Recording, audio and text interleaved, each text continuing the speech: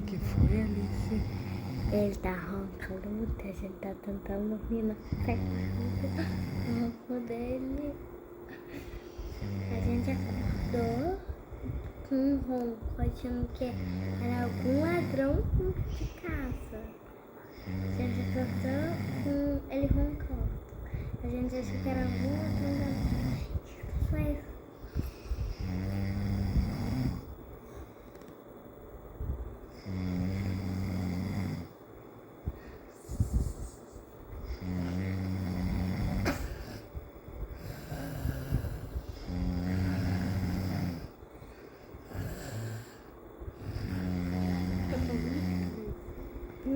Você tá fazendo o quê? O ronco do papai.